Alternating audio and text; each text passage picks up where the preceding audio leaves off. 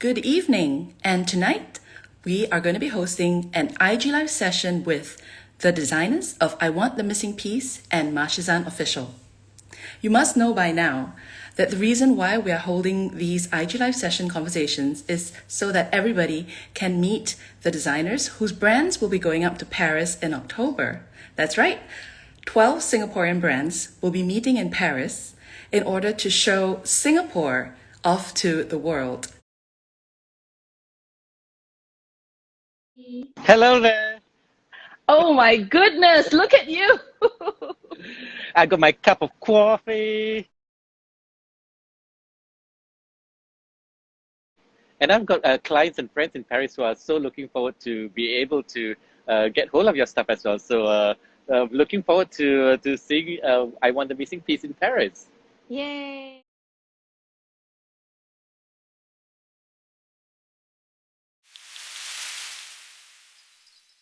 Mashizan, would you share a little bit about, not just your designs, but maybe your brand universe? Well, I always feel that creating that brand universe is a very intrinsic part of of any brand, because that's the main difference between someone who just makes products and someone who's creating a brand. And I think that's a very critical part of brand building, figuring out where you exist within your own brand universe and how it evolves over time as well. And I think the evolution is also quite interesting and amazing because you see brands evolving over time just because the founder or the designer or the creative director has also evolved and learned and adapted to market needs. So I think that's quite important. So how have you evolved to the Oh, market for me, needs? completely. When I first started, I didn't know what I was doing. I just wanted to make beautiful shoes that were works of art. So I made shoes that were super high. The high heels were 10 centimeters or more, which they were beautiful to look at, right? But they were just not practical. And so I had to listen and adapt it to my clients and my early adopters. And for me, that's what I did. I evolved. I lowered down the heel heights from 10 centimeters to down to 7, which is basically my bestseller now. I started introducing flats and ballerinas and even do sneakers now. So I think it's an evolution. The process of learning has impacted, obviously, the space and the universe that our brand resides in.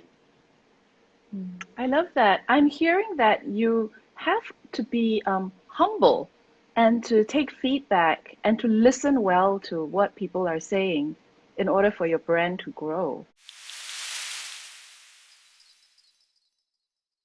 Eling, as your designs have evolved through the years, as you have changed, in order to meet the growing demands of the business, you must have had to build a team as well. I know you started out quite lean. How have things changed? Oh, yes. When we first started out, Nash will probably totally relate and understand this, but it was a one-man show for quite a while. I had kind friends who would help me out here and there part-time. And then after a while, I think, I was working out of my home. My living room was like taken over by inventory and stock. And I think the big step was when we moved to Winstead, our first physical store. That's when I hired my first full-timer. And now that we've moved, again to Cluny Court, this year we've also hired even further to try and boost the team in terms of sales, operations, and I'm super reliant on my team. And I wouldn't be able to do what I do and, manage, home life, and have the business and still, have time with the children if it wasn't for my team. So I'm super, super grateful for that.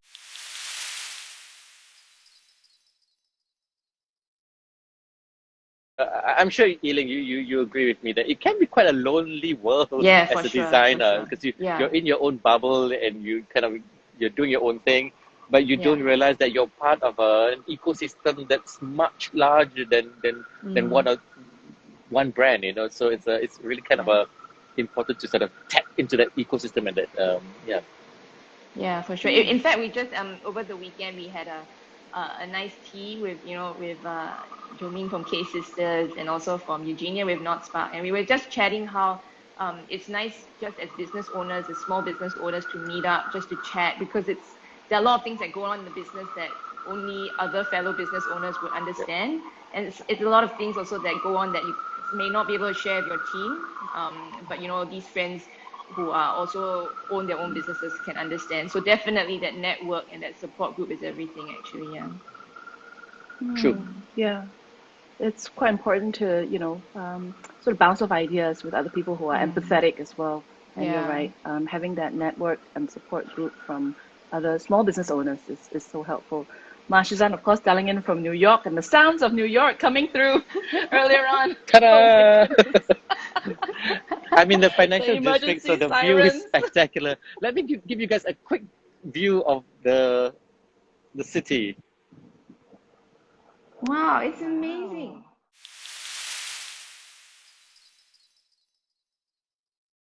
Yiling, have you grown and have you yourself adapted to your new role now that you're not just a team of one or two, but now you're like the mother of a whole new family, your team? How have you changed? Oh, I would say that I'm not there yet. Especially in the earlier years and even now, it's hard for me to let go on certain things.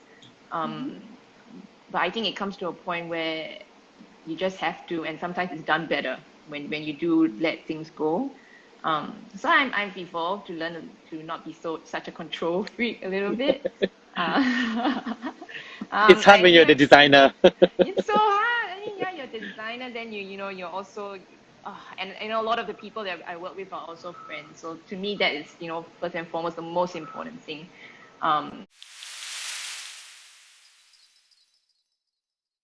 How can you help the most junior member of your team who might be just coming in as an intern or a trainee? How can you look out for them? Yeah, that's a good question. So I always tell girls who join us that because our team is lean, one thing's great is that you get to experience a lot of it, and you get experience a lot of the business, the dirty side of it, and everything. But you also get to learn a lot, and firsthand get your hands dirty, and that's the best way to learn, right?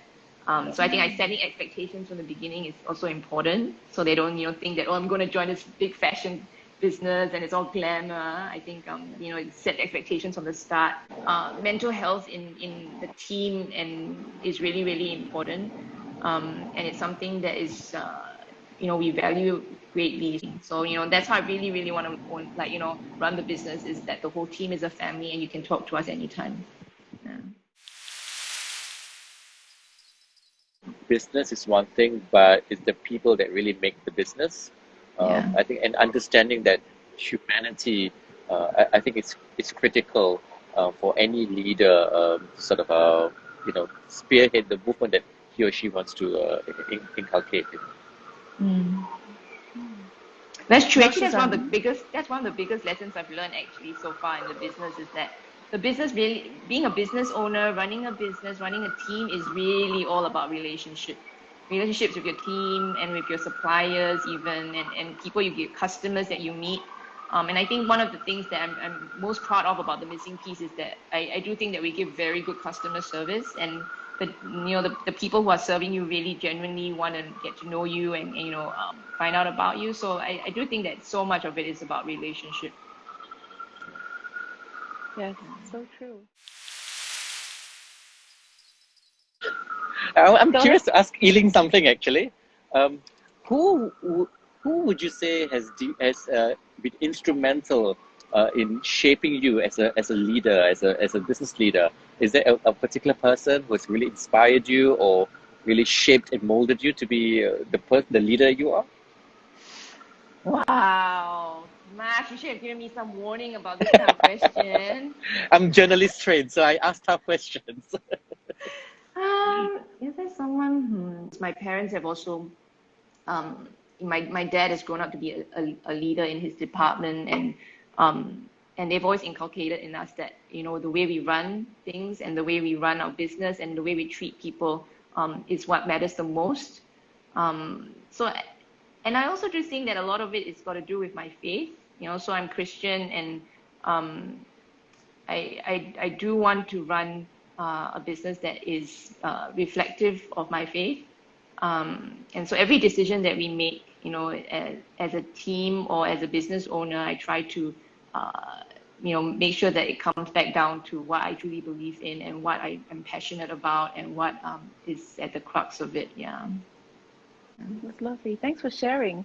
And of course, now we have to ask Mashizan the same question. Yes, please. And for me, there are basically three people who really shaped me as a leader. Previously, before doing shoes, I was in television documentaries, and at the end of my career, I was head of content. I was overseeing 40 producers across 4 different offices across Asia, and I've always sort of believed in empowering my team, and I always felt that when you give love, you get love in return, and I've always felt that's been a philosophy of the way I run things, the way I manage my team. 3 people critical to shaping me as I am today as a business leader. All 3 are women bosses of mine, previous women bosses. One is Susanna Kulatisa, big shout out to her, who's in Singapore still. The other 2 are New Yorkers, female, who are at the top of the TV industry. And they've always inspired me to empower the team with kindness and with humanity. So cool. I'm just thinking about how I can What about better you, Jay? inspire my team Yeah, what about with you? What about kindness you? now. Well, for me, my dad actually. So early on, Mashizan, when you were sharing that kindness and humanity were important, and Yiling also talked about relationships, I couldn't help but think about how, my dad is really wonderful because of these attributes, beyond the number of papers that he's published or his other sort of like technical accomplishments. It's the fact that he's such a good, kind person, and he really builds relationships and inspires people along the way. So well. Asking the interviewer the questions, eh? I think it's always important to have this kind of self-reflection as a leader, as a business owner, because if you don't take time out to self-reflect, you just get caught in the whole process of running day to day. It's then so you true. yourself get a bit disillusioned as well. So So these true. kind of self-reflection will help. I think it's part of our own mental health, to be honest. That's true. You're That's so true. right. So true. And Ling.com says, what inspires you to create such beautiful fashion pieces? Would you like to take that question? What inspires me? Well, actually, the wearer inspires me. I don't come from a fashion background, and we source fabric from all over the world, and most of the time it starts from the fabric, and then I would then match it with a cut or a silhouette that I feel is flattering and would do well on our customer.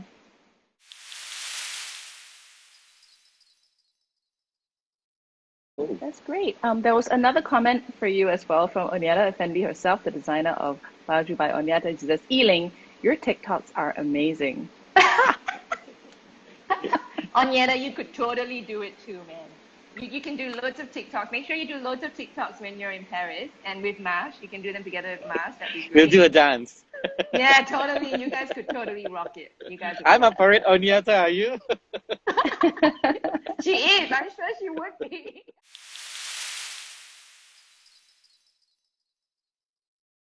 For this journey from Singapore to Paris, how has that been for you? I think generally it's great because everyone's come on board with the idea that it's a collective. So people chip in with ideas, contribute to making collaterals.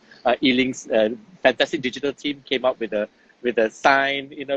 Thank you for that, Ealing, and your team. Fantastic work. Nicole, shout out to Nicole. She's awesome. Hello, thanks, Nicole. Thanks, Nicole. Again, the idea is that we're in it together, right? I mean, it's a tough time right at this moment, and if we don't do things together, we don't support one another, we're not going to be as successful doing it. Mashizan, it's been just incredible how you managed to just tap on, the kampong spirit, and for everyone to just have the freedom to contribute. Let's stay in touch. Looking forward to a great show in Paris.